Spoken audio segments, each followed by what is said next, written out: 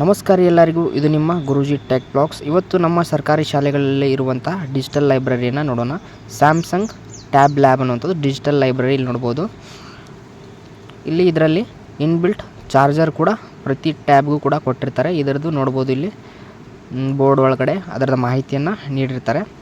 ಇಲ್ಲಿ ಇದು ನಮ್ಮ ಒಂದು ಲ್ಯಾಬ್ ಅಂದರೆ ಟ್ಯಾಲ್ಪ್ ಶಾಲೆಗಳಲ್ಲಿ ಇರುವಂಥ ಒಂದು ಲ್ಯಾಬ್ ಸೆಟಪ್ ಇಲ್ಲಿ ನೋಡ್ಬೋದು ನೀವು. ಸರ್ಕಾರಿ ಶಾಲೆಗಳಲ್ಲಿ ಒಂದು ಸ್ಮಾರ್ಟ್ ಟಿವಿ ಕೂಡ ಇಲ್ಲಿ ಮಕ್ಕಳಿಗೆ ಬೋಧನೆ ಮಾಡಲಿಕ್ಕೆ ಕೊಟ್ಟಿರ್ತಕ್ಕಂಥದ್ದು. ICT ಒಂದು ಫೇಸಲ್ಲಿ ಇದು ಬಂದಿರತಕ್ಕಂಥದ್ದು. ಇಲ್ಲಿ ನೋಡ್ಬೋದು ಟ್ಯಾಬ್ ಸ್ಯಾಮ್ಸಂಗ್ದು ಲ್ಯಾಬ್ ಟ್ಯಾಬಲ್ಲಿ ಯಾವ ರೀತಿಯಾಗಿರುತ್ತೆ ಅಂತ ಇದರ ಮಾಹಿತಿಯನ್ನು ಸ್ವಲ್ಪ ತೋರಿಸ್ಬಿಡ್ತೀನಿ. ನೋಡ್ಬೋದು ಸ್ಯಾಮ್ಸಂಗ್ ಗ್ಯಾಲಕ್ಸಿ ಟ್ಯಾಬ್ದು, ಇದು ಸ್ಯಾಮ್ಸಂಗ್ ಕಂಪ್ನಿದು.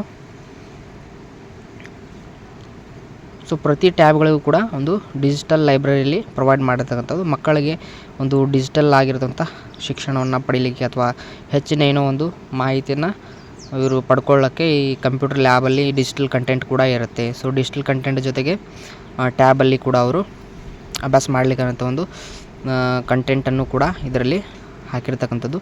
ಇಲ್ಲಿ ನೋಡ್ಬೋದು, ಓಪನ್ ಮಾಡಿದ ಮೇಲೆ ಟ್ಯಾಬ್ ಯಾವ ರೀತಿ ಒಂದು ಸ್ವಲ್ಪ ಬ್ರೈಟ್ನೆಸ್ಸನ್ನು ಚೆನ್ನಾಗಿ ಇಟ್ಕೊಂಡ್ಬಿಟ್ಟು ನಿಮಗೆ ತೋರಿಸ್ತೀನಿ. ಇಲ್ಲಿ ನೋಡ್ಬೋದು ಯಾವ ರೀತಿಯಾಗಿ ಟ್ಯಾಬು ಇರುತ್ತೆ. ಸೊ ಇದನ್ನು ಸೆಟ್ಟಿಂಗನ್ನು ಓಪನ್ ಮಾಡ್ಕೊಂಡ್ಬಿಟ್ಟು ಇಲ್ಲಿ ಟ್ಯಾಬ್ ಸೆಟ್ಟಿಂಗ್ ಕೂಡ ನಿಮಗೆ ತೋರಿಸ್ಬಿಡ್ತೀನಿ.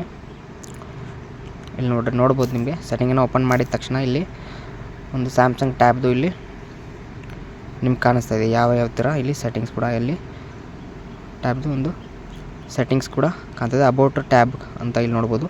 ಈ ಅಬೌಟ್ ಟ್ಯಾಬ್ ಎಷ್ಟು ಇದರದ್ದು ಕ್ಯಾಪಾಸಿಟಿ ಇದೆ ಅಥವಾ ಇದ್ರದ್ದು ಸ್ಟೋರೇಜು, ಸ್ಟೇಟಸ್ಸು, ರೆಗ್ಯುಲೇಟ್ರೇಷನ್ ಎಲ್ಲ ಕೂಡ ಇಲ್ಲಿ ಅಬೌಟ್ ಟ್ಯಾಬ್ಲೆಟ್ ಇದು ಟ್ಯಾಬನ್ನು ಒಂದು ಇರ್ಬೋದು. ನೋಡ್ಬೋದು ಈ ರೀತಿಯಾಗಿ ಕಂಪ್ಯೂಟರ್ ಆಗಿರ್ಬೋದು, ಟ್ಯಾಬ್ ಆಗಿರ್ಬೋದು, ಸ್ಮಾರ್ಟ್ ಕ್ಲಾಸಸ್ ಆಗಿರ್ಬೋದು, ಒಂದು ಡಿಜಿಟಲ್ ಒಂದು ಶಿಕ್ಷಣವನ್ನು ಪಡೀಲಿಕ್ಕೆ ಏನೇನು ಸಹಾಯ ಎಲ್ಲ ಕೂಡ ಇದು ಗೌರ್ಮೆಂಟ್ ಶಾಲೆಗಳಲ್ಲಿ ಅಥವಾ ಸರ್ಕಾರಿ ಶಾಲೆಗಳಲ್ಲಿ ಇದೆ ಅಂತ ನಾವು ಹೇಳ್ಬೋದು.